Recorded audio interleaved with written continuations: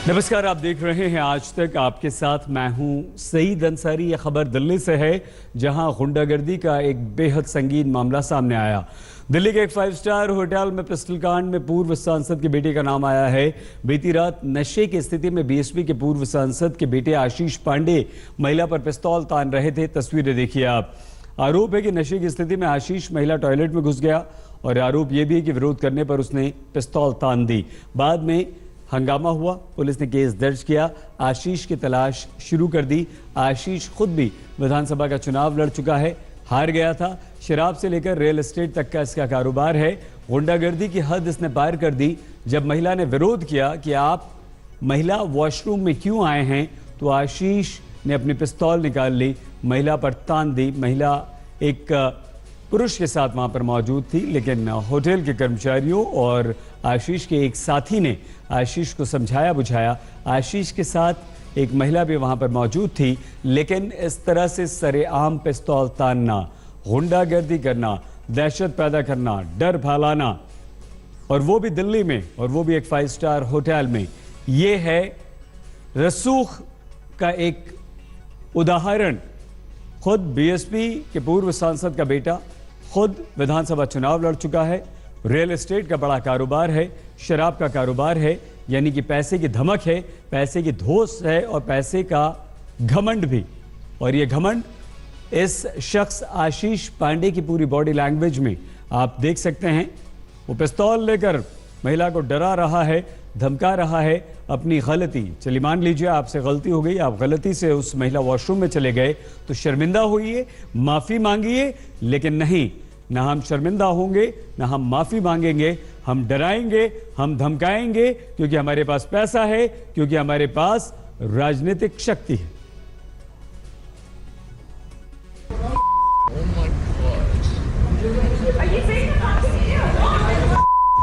पूर्व बीएसपी सांसद के बेटे की गुंडागर्दी की तस्वीरें हैं ये। हाथ में पिस्टल, मुंह पर गालियां और 5 सितारा होटल में सरेआम गुंडागर्दी। होटल के गलियारे में सबके सामने, सबके बीच पिस्टल के दम पर एक जोड़े को सरेआम धमकी। न कानून का डर, न पुलिस का कोई खौफ, लोगों के बीच खुलेआम लहराती पिस्टल।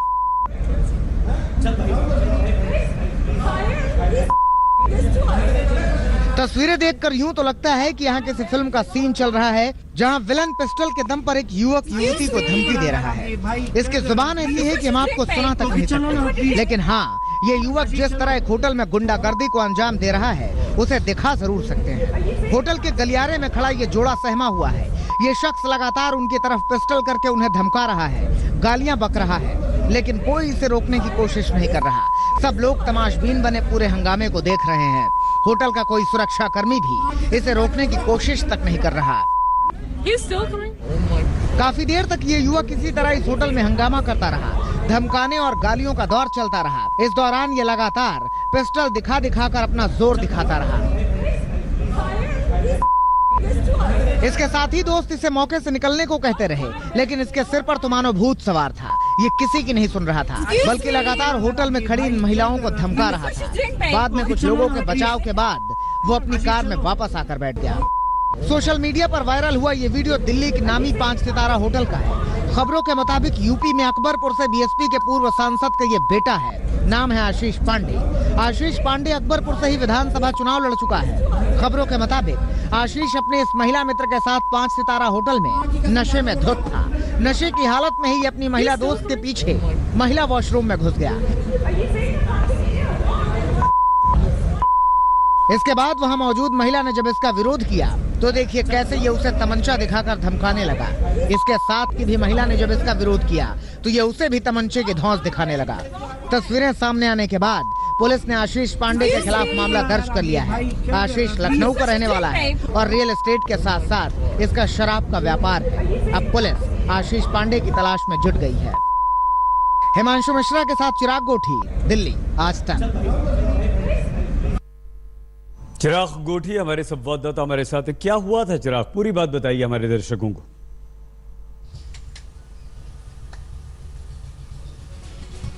देखिए 13-14 की रात की बात है। ये शख्स आता है, वॉशरूम में घुसता है, विरोध करती है महिलाएं, उसके बाद बाहर आता है। ये जो सामने वाला शख्स है इसका नाम विजय है, जो अभी तक जानकारी मिली है।